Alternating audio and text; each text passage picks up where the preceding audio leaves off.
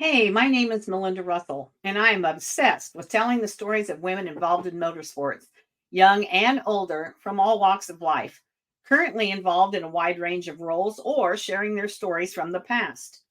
I'm a wife, mother of four adult children, and a mama of 16.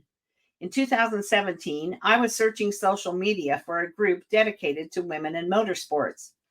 When I didn't find what I was looking for, I posted a message to a few racing pages to see if any women would like to connect with me. And now I have thousands of women and men who are part of the Women's Motorsports Network. As crew chief of the only media company dedicated to women in motorsports, I work from wherever my travels take me, publishing this podcast, the Women's Motorsports Network News online magazine, and Let's Talk Racing Live, my social media show. You will hear from women who share their stories from the grid of life, how they manage the messy and memorable moments of family, work, and racing. You will hear their tried and true secrets of success and many other topics like friendships, family, hardships, and heroes that women deal with to balance the seasons of life. So grab your favorite beverage, pull up a seat, make sure you are comfy, and get ready to be inspired and encouraged from the stories on the Women's Motorsports Network podcast.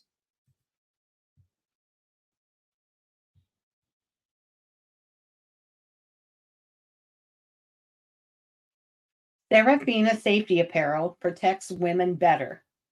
They offer superior, leading edge protective apparel for women who refuse to settle for what has been and accept the status quo. Their goal is to provide the customers with relevant products and the assurance that the total body protection system provides extra time to escape the dangers of on the job hazards. Serafina Safety Apparel offers premium, next generation flame resistant apparel that is disrupting what has been and revolutionizing what's next for women working in industrial, military, fire service, motorsports, and more. To learn more, give Kelly a call at 1 800 946 0897. That's Serafina Safety Apparel at 800 946 0897.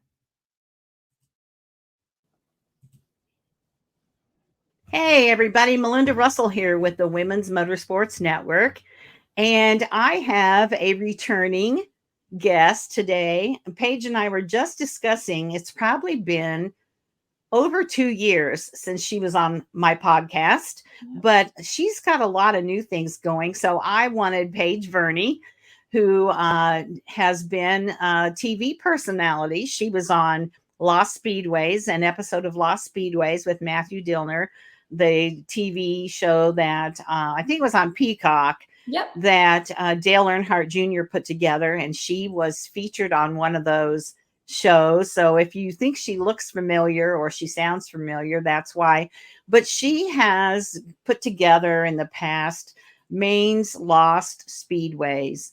And I don't think she and Junior discussed that ahead of time, but they both had the same thoughts that Lost Speedways are so important. So we talked to Paige about that a couple years ago, but now she's got some more exciting things going on, and we wanted to have her on again. So Paige Verney, welcome to the show. Thanks for having me again. I always enjoyed seeing your content, of course, and seeing what you're up to, and you got a good thing going, Melinda. I appreciate it's fun. It's a lot of fun. And I meet the nicest people. I just meet the nicest people. And the people that you meet I feel like along this line of work, the people that you meet is just unbelievable. People that you never thought that you would. You just never know. No, the funny thing is, somebody might introduce me to Paige, and then Paige, you say to me, "Oh, you should meet so-and-so." And then you introduce me to them, and then they say, "Oh, you should meet so-and-so." And that is literally how I have met so many people, young girls, etc., that are involved in racing, because you can't begin to know how many women are involved in racing. I mean, you think that, it's a lot, but it's so many more than you can even imagine. That's great. Yeah. That's It's awesome. wonderful. Yeah. And more every day. So that's wonderful. It Paige, is wonderful. first, for people who maybe don't know, you tell us a little bit about yourself, like where you live, your family, your pets, what you like to do. Do you have a job? Those kind of things. So they kind of know who you are. Sure. And then we'll talk about what you got going on. Okay. So I'm Paige, and I am a mother to a 2.5-year-old, constantly chasing her around. I'm married, and I have a dog, Marley. We love to go for hikes and go for runs and walks. I am a beekeeper, as I've said in the previous podcast that I was on, and I also do maple syrup, and it's kind of a side gig thing, but I'm fortunate enough to be a stay-at-home mother, and I truly dedicate my time to my child, obviously, but also with racing history and lost speedways. And I really devote a lot of my life to that. Yeah. So I just have so many new things on the horizon that things I couldn't have ever imagined would be on my horizon. Isn't that the way it goes? But where do you think your interest in lost speedways started? How did that come about? Yeah, so kind of a funny story, unique. I have a family member who bought Wiscasset Speedway back in 2012. And what was really interesting is that I was standing in the pit grandstands and I was watching my dad mow the infield, and the grass was knee high, and I was looking around and I said, I wonder how many tracks never opened back up like Wiscasset Speedway did. So that's where my research really started. And I started that 11 years ago now. Wow. 12 years ago. So that's really how I got interested in this. And it kind of just snowballed from there. And it just started out as it is a hobby, but I feel like it's more than that. Because it's just given me so many opportunities that I would never imagine, as I was just saying. And it's neat because, with the help of the entire community, as well as my family, we really lifted Wiscasset Speedway off the ground, and it's still in operation today and successful. Yeah. So I was able to see that firsthand on how a racetrack comes from being shut down for a brief period of time to back up and functioning. And unfortunately, a lot of racetracks in Maine didn't have that same opportunity. And I figure, I'm going to discuss in a little bit, like I'm studying the trends of why is this happening? Like, why are racetracks closing down? And, it's it's not just Maine. It's all over the United States, and I'm sure in other countries as well. But we hear about the ones here that, look at North Wilkesboro. That's a famous one that came back. And now, they're discussing maybe next year it'll be a points race. So it'll actually really be back up and running. Right. It's not just Maine, but I think the general reason why tracks are closing is probably pretty similar, no matter what state you're in. Yeah, absolutely. Yeah. And, once a big one for here in Maine was Beech Ridge. I mean, you can read on any thread on Facebook. Someone's like, oh, it closed down because of the so-and-so just wanted money and run, but it's a lot more than that. And the last few years, after Beech Ridge closed, I really started diving into why is this happening? And it's a lot. There's really no one clear-cut answer. And, as with racetracks, they don't make a lot of money.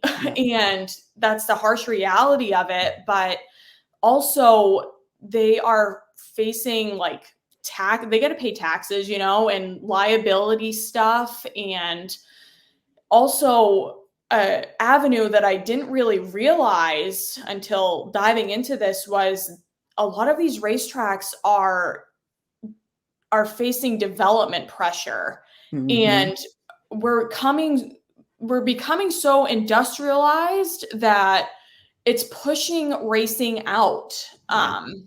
And it's really sad because recently Beach Ridge, they just had a bid open to dismantle the racetrack, and unfortunately a local company got the bid and will be dismantling, I'm sure, sooner rather than later. But I'm not sure what's going to be going there. I've heard a few different rumors, but it'll be something industrialized, of Mm-hmm. course. And Yeah. that's what's happening, not Yeah. just, as you said, not just in Maine, but it's across the country. And what I'm realizing, like, with these trends is Beach Ridge was a booming place back in the day. Like, it was huge. And Mm-hmm. what was neat is that Beach Ridge was really a mirror image of what was happening across the country. A big car counts, you had shoulder to shoulder people in the grandstands, packed, full house. Yeah. And now, on the opposite end of that, Beach Ridge is really showing another mirror image of the downward trajectory of the sport and Yeah. what's happening to other racetracks across the country, as well as New England. It's sad. Yeah. And, what people don't think about is they're so weather dependent. So, for instance, I was telling you about a podcast I listened to called In the Pits. It originates in Maine. And one of the people on the podcast is Scott Tapley, and he is the race director for a couple of racetracks and the American Canadian Tour. And last year, they were supposed to host an SRX race. And so, but what happened was you guys had all that rain and flooding, and the roads were flooded to where nobody could even get to the racetrack. And the owners had invested a lot of money to upgrade their facility and everything because of this big race that was coming. And then no race. So they had no income from it. And how do, unless your owner has deep pockets, Right. how does someone overcome something like that to You be don't able to open recover the from it. doors? Right. Yeah. How do they recover from it? Right. You don't. Yeah. And that's why a lot of them are closing. Like I said, weather dependent. Yeah, you're right. And, last summer was obviously a washout, and Wiscasset had only canceled like 2 races or something, like within the last 10 years. It was something like that anyways. And last year was the most races that they had to make up in the whole time. That is just crazy.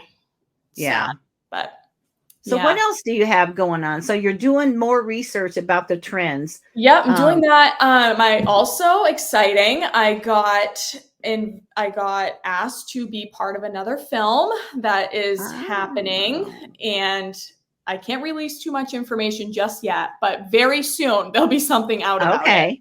Okay. But great group of guys to work with. They are super awesome, and they're doing some really great stuff and covering some great content and really shedding light on the sport, and it's great. So that's awesome. Stay tuned for that. So that's awesome. I'm glad to hear that, because, of course, I watched Drive to Survive, the F1 thing. I haven't watched every season because I'm not that interested in it, honestly. The women in F1 are few and far between, kind of, as far as even crew and all that. But I did watch some, and but the NASCAR one that just came out was pretty good, and people were like, oh, it was all about Denny Hamlin. Well, because he was willing. He was willing to just be like, you can follow me here, wherever. And I thought that, that takes some I don't know what the word is, but to let people just see inside, like your kids and what you do and everything. Some people are more private than that. And some of the drivers said, I'm not that kind of a person that I want people, but I still thought it was a really good series, and I hope they do it again, because I think that helps people who haven't seen or been to a NASCAR race.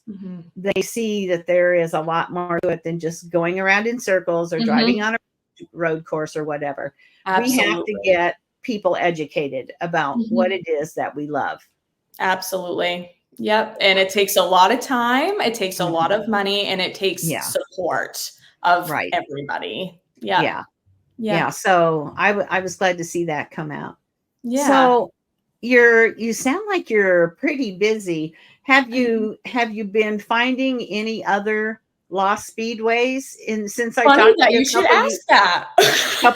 since I talked to you a couple years ago? Yeah, I have found actually a handful of circle track, but I've actually something new that I'm doing. I'm focusing on dragways of Maine, and we didn't have too many, and we had 2, which is good because I feel like it's a little less overwhelming. I can just narrow in on those 2. But we had Sanford Dragway and we had Norwich Walk Dragway. Sanford Dragway, what I didn't realize is that it was huge. Like, big name drivers came up here and raced in the 60s at Sanford Dragway. And Don Garlett, they call him Big Daddy, but he is a big name drag racer. He came up here. It was one of his favorite race drag strips that he raced ever. And Shirley Cha-Cha, she came up and raced there. Tommy Evo, I don't know how to pronounce his last name, but he came up here. Just a lot of big name drivers made their way up here to Maine. And what's interesting is that it drew a huge crowd of people that I'm learning that the town couldn't even control, like the crowd control was just crazy. They couldn't even, they couldn't even have like enough bathrooms or whatever. So, but with what I'm studying is that Maine is really, it has rich racing history. We know that, but Maine has a huge influence of what happens here in New England. And if it wasn't for Sanford Dragway, there would be no New England Dragway that exists today. And I didn't realize that until talking with people and researching, of course. But if Sanford didn't close down because the town wanted to use the drag strip as an airport again, that is basically what happened. And if that didn't happen, the racers, they went and started their own racetrack, and that's New England Dragway now. So, and as you know, that's a huge drag strip now. So it's just, Maine has a huge influence, more than people think, with racing. And, I've met, as we were discussing earlier, you meet people that you would never think you would ever meet. Like, I haven't formally met, but we have chatted on the internet. He was the announcer at Sanford Dragway, and he lives in Hawaii now.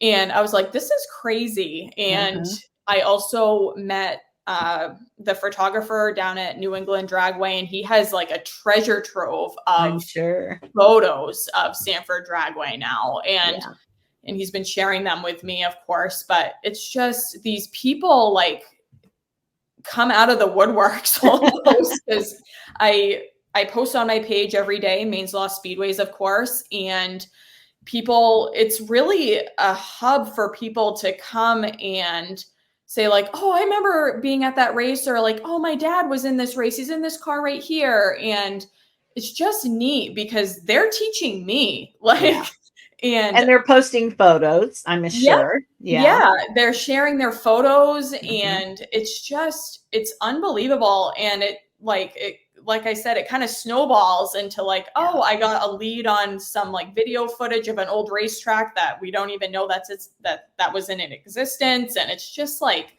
it's crazy. That's the beauty of Facebook, baby. Yeah. Yeah. It's crazy. But And when you find out, oh, there was a speedway here, you didn't know, it's kind of like Christmas morning. It's like you're right. unwrapping this speedway and who raced there and what kind of races and all those Yeah. things that you can share. So Yeah. one of the things that I had hoped or thought might come of our first interview was some, you're pretty much taking care of Maine. Did anybody from any other state reach out and say, hey, I want to do this for Michigan or any other state or not? Yeah. Yeah, I've actually had a few. I've had one from, I think it was Vermont, and one from Rhode Island. Oh, and there was New Jersey was another one. I just got the New Jersey one like last summer. It was interesting because I think it was last summer or the summer before. New Jersey had quite a few racetracks closed down all at in one summer. It was like 8 or something or 6. It was crazy. So they really wanted to know like what tools that I used and how to even go about it, Right. And so I guess I've been teaching others how to do it. Yeah. I mean, and it's kind of my friend Steve Pellerin. He's really my right-hand man when it comes to this stuff. He's much older than I am, of course, but he really teaches me a lot. And he says, we are unraveling this ball of yarn together, and it takes the work of everybody. It's not just me. It's everybody. It's like me and my friend Charlie Sheehan, and it's amazing. So yeah, it is amazing. And I honestly, I think when Dale Jr. put that Lost Speedway show together, him and Matthew Dillner, I'll be honest, I was never much of a history person, especially like the Civil War and all that stuff you had to learn in school. But the Lost Speedway thing for me was really interesting. And then that's kind of how I found you for what you're doing. And I think that it's something that if you have a passion for racing, then it's more of an interest to you than most. And there has to be somebody in Michigan and somebody in Missouri and somebody in Texas or whatever. There has to be people that are interested in that. They probably just haven't thought of, hey, I could research this. And, so maybe you'll get some more calls after this. People wanting to pick your brain a little bit about how you went about this. So if people wanted to know more about the Lost Speedways in Maine, tell me, where should they go to find that? Well, I first started out simply going to the historical societies, and that's kind of a hit or a miss, to be honest, because a lot of historical societies are struggling nowadays and even have just limited information on a racetrack. And it's actually funny that you bring that up, because I just called Sanford Historical Society, just getting some stuff going. I'll explain that later, but and I was like, hey, what do you have for pictures down there of the drag strip and the circle track? And they were like, oh, we just have a couple newspaper clippings and a couple tickets. I'm like, okay.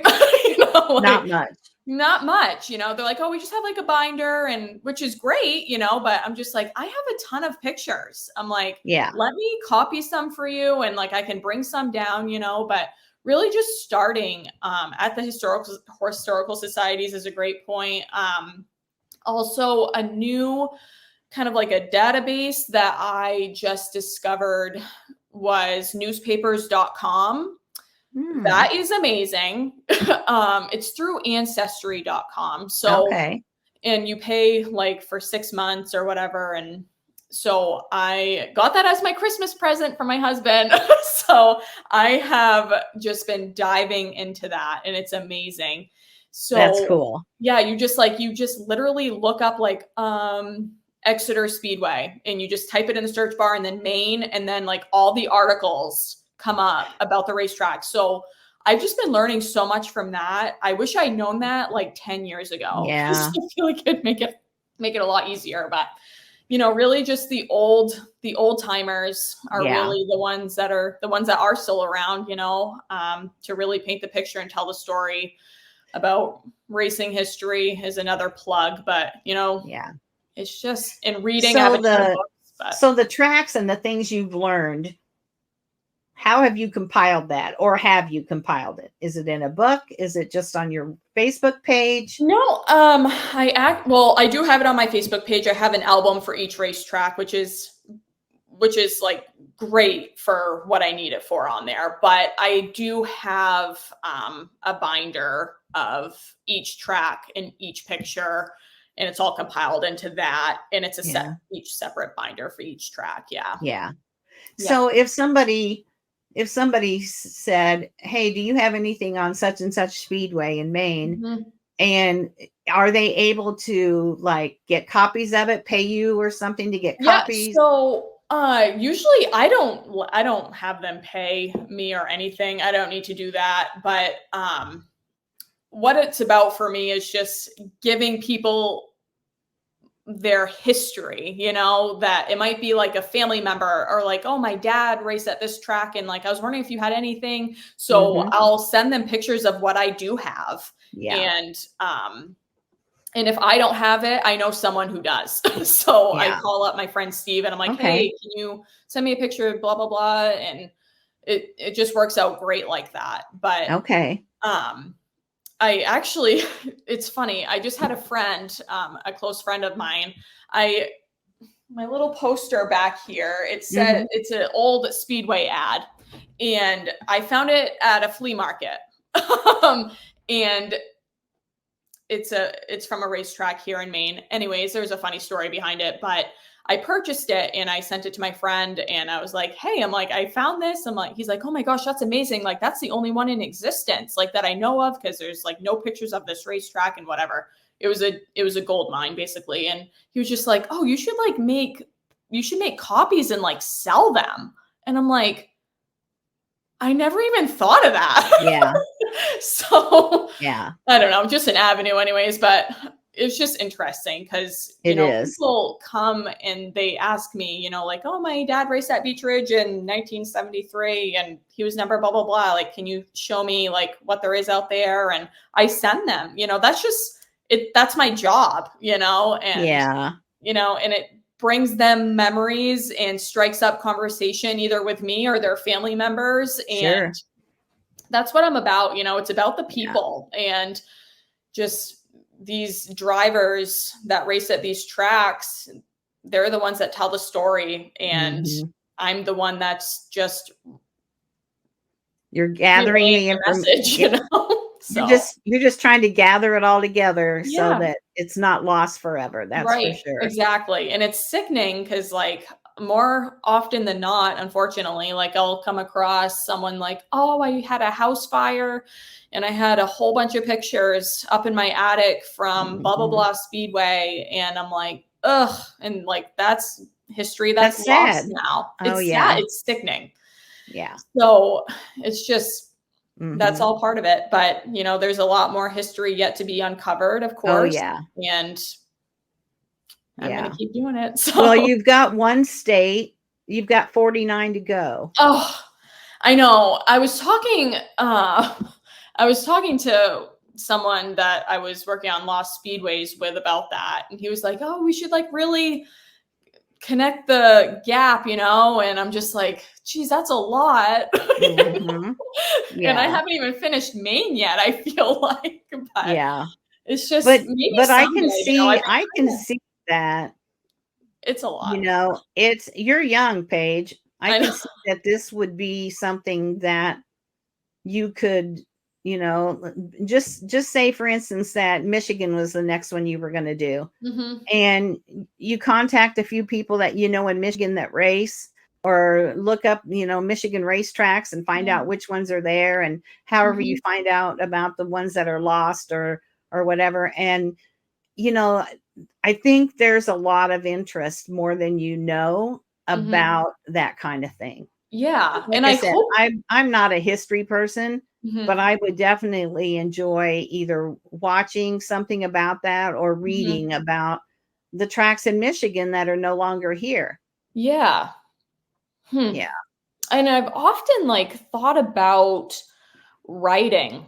Yeah. Just like, I don't There know. you go. I don't know about a book. I don't know. That'd be cool, but just, I don't know. I'm grinding my gears on it a little bit, but there's lots of options for you for sure. Yeah. So you've got something in the fire that we can't really announce or talk about, I but know. hopefully when you are able to, you'll let me know and we'll get you on here and let you announce it. And Sure. that would be cool. I'm excited to hear what that's all about. Yeah. And I was thinking, I'm like, I don't know, like with the timing of this podcast, like maybe I should wait until like this is released, but it won't be very long anyway. So yeah, all it's right. really neat. Well, you got to make sure that we know and we can get the word out about it. And I'm sure it will be. But anything else, Paige, that you want to share that we haven't talked about? I made 20. I feel like people kind of like make New Year's resolutions, which I kind of feel is kind of like overrated a little bit. So you can change your life, you know, like throughout the year. But I really made it more of a point to, because I used to be a race car driver myself. Yeah, I remember. For a long time. That's in my past life now. But I hadn't, you know, since like COVID hit and all that, you know, I just kind of didn't really hang out around the racetrack all too much. And I was like, well, I kind of feel like I should be supporting racing in some aspect, you know, more so than I am now with like doing the history thing. So I'm actually sponsoring a little bit of the Coastal 200 at Wisconsin Speedway. Yeah. So I'm doing a few laps of that. So, you know, it just feels nice because I'm putting money, you know, toward a racetrack, you know, so that it can thrive. And that's what racetracks need us to do to survive. They do. So I'm just trying to and do you know my part what, there. like you said, you're sponsoring a few laps. So for people who maybe don't understand that, sometimes like at Kalamazoo Speedway, that it's a 200 lap race and they'll put something on, somebody will put something on Facebook. Oh, you know, $20 a lap if you want to sponsor a lap. And it goes, you know, they spread it out between the drivers, or it goes to the whatever, you know, whichever driver. And it's not much really, but when you add it together, it is. And the cost of things, you know, tires and fuel and all wrapping the car and everything is just going up and up and up. As you know, my granddaughter races, and so I kind of know, you know, the cost of things, and you know, she's tried to get some sponsors, and you know, people don't see the value of giving 1,000, 2,000, whatever, how many thousand. But what they don't realize is that race fans are very loyal. And for instance, if they see that you know, you are Coca-Cola or whoever your soda might be, or you know, the happy, you know, the local restaurant, let's say, if that local restaurant is sponsoring Madison, for instance, then people are going to support the restaurant, because we're loyal, and that's what it's hard to get across to some of these businesses and things. And what they don't realize either, Paige, is that because she's a girl, she does get a little more attention at the racetrack on race night. Because Maddie's usually the only girl in her class. That's the hard part, but we just have to keep doing every little thing we can do. We need to take a friend to the track with us. We need to make sure that we're intentional about supporting those racetracks. And so I love what you're doing. I just want to encourage you to branch out. Branch out, because I think there's a lot of opportunity for you to do more with other lost speedways in other states. And you know, you don't have to find everyone in every state, but you can find some of the bigger ones that are no longer there. And those are the ones that'll have the stories. Absolutely. Yeah. So I'm anxious to see what all's going to be coming out of Maine and out of your Paige Verney's home to see Yeah. what's coming up about Lost Speedways. I'm interested. I can tell you that for sure. Yeah, it's all good stuff, and I wish I could share. I really don't even know how much I can even share or not, but some of it is out there, but just a few like pictures and stuff of these guys like filming and stuff. But Okay. it's really neat because they're covering just a broader range of they're not just focusing here in Maine, and they're focusing on a bit of a broader range, not too big, of course, and it's neat because there's going to be some key drivers here that really shed some light on how racing is and the harsh reality of it a little bit. And as you mentioned before, like the cost and the expense of it. And as you and I both know, being in the racing world, whatever you take home from a win is not how much you put into your car that week. Like tires and gas are expensive. Might not even cover the pit passes. Right. No. And, like you said, your granddaughter is having a hard time finding sponsors. And, there's a lot of businesses out there. One, they don't really understand the whole racing thing, but two, they're struggling also, know, especially like in this economy, everything's going up in prices and, you know, so it's just a snowball of things. So, It really is. Yeah. So tell my listeners how to follow you, how to find you, and so they can kind of keep up with what you're doing. Sure. So I am Paige Verney, and you can find me on Maine's Lost Speedways Facebook page. I also have a personal page, but I'm a little selective, like who I add on there. But yeah, reach out to me and we can chat. And if you have a question about anything, even if you don't live in Maine, and you say like, oh, like I'm interested in this and I kind of want to get into it, or like, oh, my family member raced here. Like, can you do some research on it? I'd love to do that. So let me know how I can help, and go like and follow Maine's Lost Speedways. Okay. Because you never know.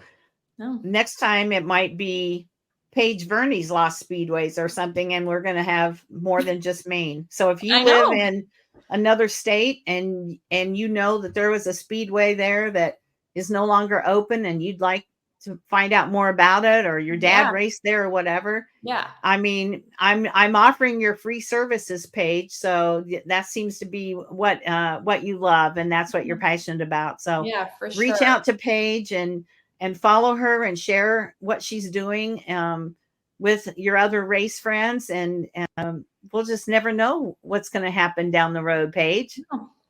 Awesome. I'm up for anything. There you are. You are up for anything. That's what I love. So, well, I appreciate your time today. Is there anything else that you want to share before we hang up? I don't think so. Just go out and support your local racetrack, of course, and go help your friend that's a driver, sponsor, whatever. So whatever you can do. And it doesn't have to be, like I said, it doesn't have to be hundreds or thousands. No. If you're offering to pay pit passes for one night for the crew, it's a huge help. So it is. Yeah, for sure.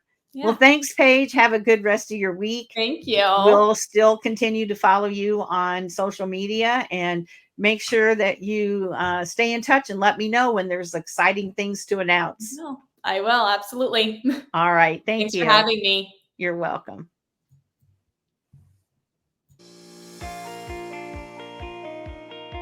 Thank you for listening to the Women's Motorsports Network podcast. Subscribe to my show and follow me on Facebook, Instagram, LinkedIn, and YouTube. If you or someone you know would like to be featured in the Women's Motorsports Network News online magazine, this podcast, or Let's Talk Racing Live, my social media show, contact me via Messenger on Facebook at Melinda Russell, or send me an email at womensmotorsportsnetwork@gmail.com.